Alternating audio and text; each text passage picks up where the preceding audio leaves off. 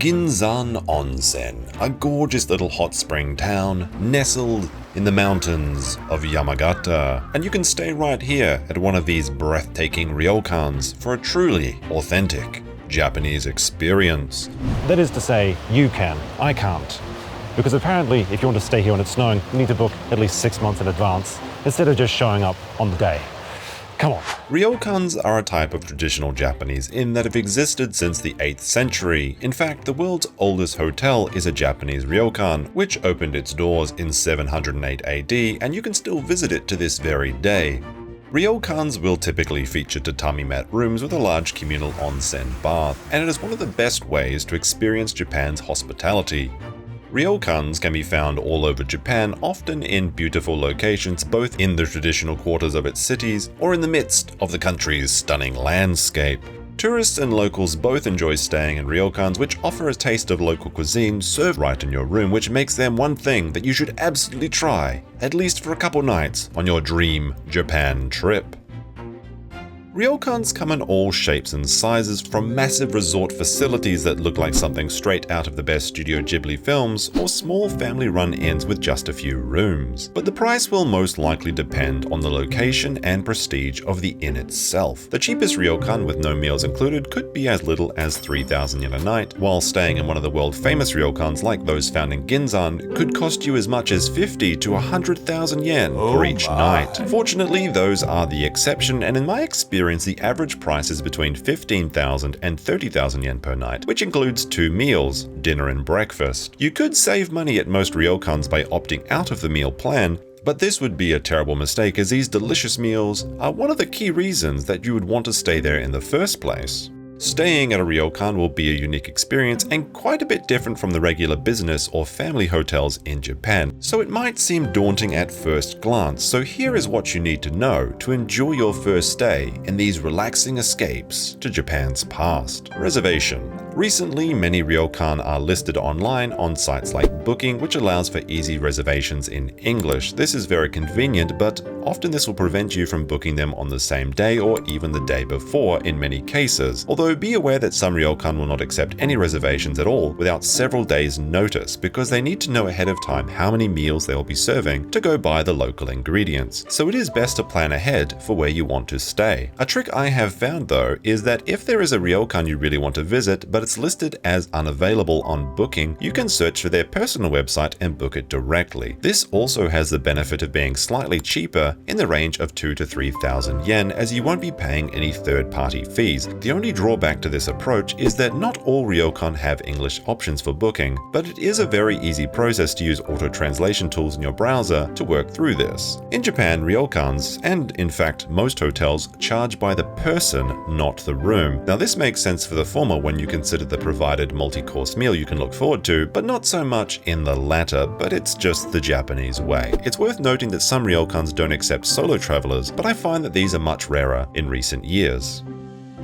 When you arrive to check in, and also when you check out, you will most likely be greeted by the staff and notice an area to remove your shoes. This will feature a prominent step, and there will be many slippers laid out. This area is called the Genkan in Japanese. The lower ground is considered the outside, and from the first step it is considered the inside, so it is crucial to remove your shoes here before continuing. This is usually in the lobby, but sometimes also in your room, so if you are confused, you can motion to removing your shoes and the staff will guide you on what to do. I always recommend travelers to Japan wear comfortable, easy to remove shoes, because while traveling here, you'll be putting away 10 to 20,000 steps per day and also be asked to remove your shoes for many temples, castles, and other traditional attractions, so try to pick something simple that can be slipped on and off quickly to avoid looking foolish and inconvenience anyone waiting behind you. It is also considered good manners after removing your shoes to point them towards the door. It is better to wear socks than not, but make sure to leave your whole-filled lucky pair at home. You can always show them pictures of your trip when you return, after all. Checking in will likely be at the front desk, but it can also take place in a comfortable lobby area or even in your room. Typically, you will be asked if they can take a copy of your passport while you fill in your details, and you might be served a snack or tea. At this time, they will ask you when you would like dinner served, which will most likely be between the hours of 6 to 8 p.m. Checking in later than this is not advisable because because they probably won't be able to accommodate a later dinner, which means that you'll be missing out on one of the best parts of the whole experience. While checking in, you can also reserve special items such as private onsen baths if they are available, but there will be more on this later in the video. Once check-in is complete, you can then head to your room, and at many ryokans you'll be attended by the same person, the Nakai-san, who will be responsible for serving your dinner and preparing your room, as well as seeing you off when you check out. Your room will be the traditional Japanese style with tatami mat floors and the sliding shoji doors, so take care not to damage any of these. Shoes can absolutely not be worn on tatami, and be careful not to damage or stain them with your luggage as well. There should be a place like this on one side of the room for you to place your bags without resting them on the tatami. Rooms accommodate 2 to 4 people and have a low table in the center for sitting and dining, and depending on the size, a small viewing room looking over the gardens or landscape of where you are staying. More modern ryokans feature sink, showers, and private bathrooms outside of the tatami room, but older, more traditional inns will have this as a communal area. It is important not to use the same slippers you wear in your room when going to the toilet, and there will be a separate set of toilet-only slippers inside or beside the restroom that you can switch in and out of.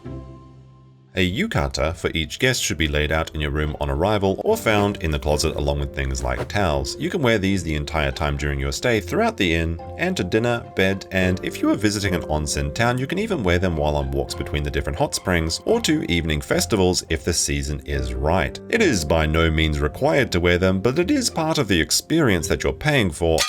And who doesn't wish they could go on an adventure while wearing a bathrobe? There is one mistake you do not want to make when wearing a yukata, however. So let me show you how it is done. Fold the yukata right hand side under the left hand side and hold it in place, then bring the left hand side to your hip and hold it there while you wrap the obi around your waist, crossing your back and tying a simple knot in the front. Then adjust the knot so that it rests over your right hip. Men wear their obi low on their hips, but women place it a bit higher around their waist. The outer jacket can also be worn if it is a bit chilly, but is usually left behind in the summer. Make sure you do not wrap the yukata right side over left, however, because in Japan that's how the dead are dressed and you're good to go. Socks and an undershirt are optional, but please wear your underwear to prevent any oopsie daisies while interacting with other guests or staff. This is your last warning about that. Ryokans are all about relaxing, and the best way to do that after a long day's travels is of course to soak in a hot bath. Onsens are a wonderfully Japanese experience, but one that many travelers are reluctant to experience, so here is what you need to know. First, make sure you're on the right side. The men's side will have this kanji and is usually blue, and the women's side looks like this and is usually red. If the onsens are unique or have a special view of the landscape, they may switch sides daily or at a certain time, so be sure to check each time. Co-ed hot springs also exist in Japan, but these days they are few and far between, mostly found in the wild, at geothermal spots such as in the mountains. You should bring 2 towels from your room, a large one for drying off, and a small modesty towel for the bath. There are 2 key rules when using an onsen that must be obeyed, and that is that you first need to shower before entering the large communal bath called the ofuro, and that no clothing may enter the bath as well. Naked is the norm, but you can wrap the modesty towel around yourself if you prefer. A lot of travelers are shy when first entering an onsen, but honestly once you get past that, it's a great experience and definitely recommended. It is worth noting that not all onsens allow people with tattoos to enter the facilities, but this has been changing in recent years. You can inquire about this before your stay, but if you are concerned, or if you would rather bathe alone, then it is best to stay at a ryokan that offers a kashikiri buro, a private bath for couples or families. These can be reserved when you check in from both the front desk or an in-room phone, and some of the more expensive ryokans may even feature a bath right inside your room. If you reserve a time or the front desk asks you what time you'll bathe, do not be surprised if you return to your room and find that your bedding has been laid out along with your dinner, as the Nakai-san aim to do this when it will disturb you the least.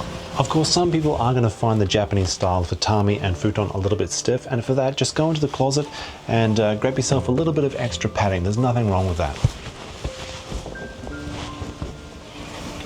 Oh, what's this doing in here? My recommendation is that you arrange for your bath before dinner so that after your bath you can return to your room with your meal ready and waiting for you. Ryokans serve kaiseki, traditional multi-course Japanese cuisine, which are delicious but also have very little room for substitutions if you're a picky eater or have certain dietary requirements, so it is worth inquiring what's being served beforehand if that is the case. You will also be able to order additional beverages from a select menu presented to you, and I always opt for the hot sake to complete the theme. You can ask your attendant for these or call the front desk to order more throughout the night, and any additions that cost extra will be added to your bill when you check out. Besides enjoying the hot springs and eating, Ryokans feature beautiful gardens to enjoy, and at the larger resorts, game and karaoke rooms. In Yamagata, where I'm staying, the real draw is the breathtaking landscape and temples such as Yamadera, which offer stunning mountain views in every season and 1,000 of the most dangerous frozen steps in winter. This was some seriously sketchy stuff when I visited, but the 30-minute climb to the top was absolutely worth it, providing one of the most beautiful mountain views that I have ever seen. It is not surprising that this is the location where Japan's most renowned poet, Matsuo Basho, composed his most famous haikus, such as, "Ah, this silence, sinking into the rocks, voice of cicada." The cicadas of Yamadera themselves were enshrined as one of the 100 soundscapes of Japan. Of course, there are no cicadas in winter, so you'll have to use your imagination, but it is lovely all the same, and after I found my way down the stairs of death, it was time to head home. Oh, and hey, I uploaded a bonus Japanese adventure to my Patreon. It's completely free, you don't need to pay, just follow the link in the description. It's a little bit different than my normal stuff, featuring a couple of my friends, including Max from the Tokyo Nightlife video, where we explore the mysterious island of Shikoku, facing our fears in the village of the dolls, cross precarious vine bridges, and zipline through Godzilla's mouth. Check it out and let me know what you think, and I'll see you in the next one.